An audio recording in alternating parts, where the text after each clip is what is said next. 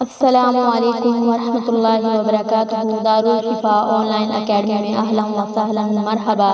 طالبات ایک نئے کورس کے ساتھ حاضر ہوئی ہوں۔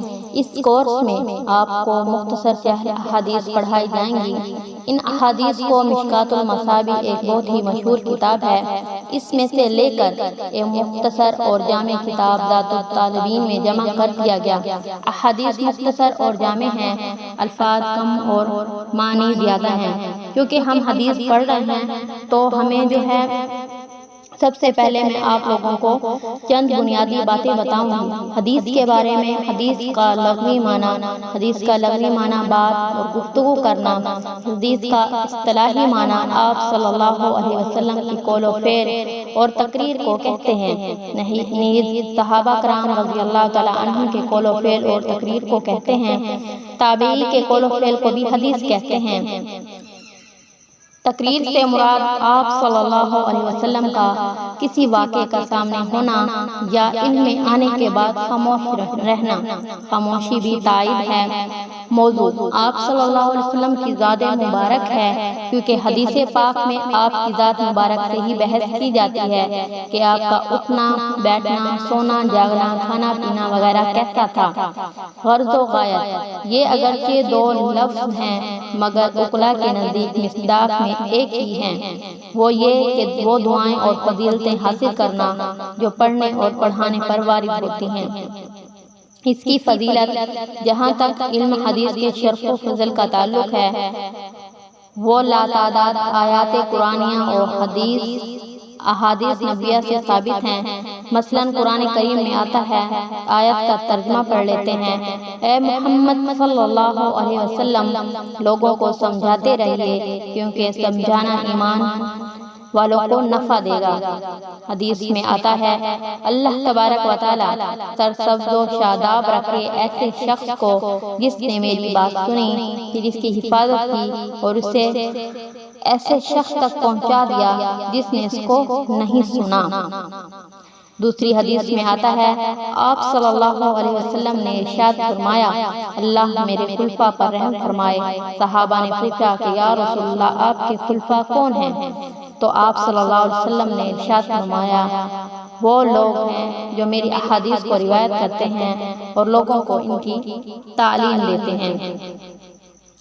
تمام تعریفیں اس اللہ تعالیٰ کے لیے ہیں کہ جس نے ہمیں عزت دی، تمام امتوں پر اس ذات کو رسول بنانے کے ساتھ جسے ساری مخلوقات میں مخصوص فرمایا ہے، جامع کلمات کے ساتھ اور حکمتوں کے انمول موتیوں کے ساتھ۔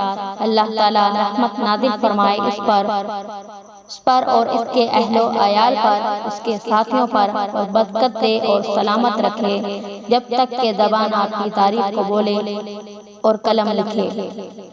اما بعد، بس یہ مختصر کتاب ہے جو سفارش کرنے والی عزت والے کلام سے دی گئی ہے۔ میں نے اس کو چنا ہے اس کتاب سے جو روشن اور چمکدار ہے، جو مشکوٰۃ المصابیح کے ساتھ مشہور ہے۔ میں نے اس کا نام ذات الطالبین من کلام رسول رب العالمین رکھا ہے۔ اس کتاب کے الفاظ کم ہیں اور اس کے معنی بہت زیادہ ہیں۔ جو اس کو پڑھے گا اور جو اس کو سنے گا وہ تازگی حاصل کرے گا۔ میں اس کے ذریعے سے اللہ تعالیٰ سے دنیا اور آخرت کے نفع کے لیے سوال کرتی ہوں کہ وہ خالص اپنے ذات کریم کے واسطے اور نعمت کے گھر جنت میں داخل ہونے کا ذریعہ بنا دے۔ پس بے شک وہ بخشنے والا اور بے شک وہ بڑی فضیلت والا ہے۔ بسم اللہ الرحمن الرحیم۔ اب ہم حدیث کی طرف آ جاتے ہیں۔ تو حدیث نمبر 1 جو ہے ہم پڑھیں گے، قال النبی صلی اللہ علیہ وسلم، انما الاعمال بالنیات وانما لامرئ ما نوى فمن كانت هجرته الى الله ورسوله فهجرته الى الله ورسوله ومن كانت هجرته الى دنيا يصيبها او امرأة يتزوجها فهجرته الى ما هاجر اليه۔ ترجمہ، نبی کریم صلی اللہ علیہ وسلم نے ارشاد فرمایا کہ تمام کاموں کا دار و مدار نیتوں پر ہے، ہر آدمی کو وہی ملے گا جو وہ نیت کرے۔ پس جس نے ہجرت کی اللہ اور اس کے رسول صلی اللہ علیہ وسلم کے لیے تو اس نے ہجرت کی اللہ اور اس کے رسول کے لیے، اور جس نے ہجرت کی دنیا کمانے کے لیے یا کسی عورت سے نکاح کرنے کے لیے، تو جس نے جس غرض کے لیے ہجرت کی اس کی ہجرت اسی غرض کے لیے ہوگی۔ اس حدیث کا ہم شان ورود پڑھ لیتے ہیں، یعنی جس طرح قرآن مجید کی آیتوں کا شان نزول ہوتا ہے اسی طرح احادیث کا بھی شان ورود ہوتا ہے۔ حدیث بالغ میں دو روایتیں ملتی ہیں۔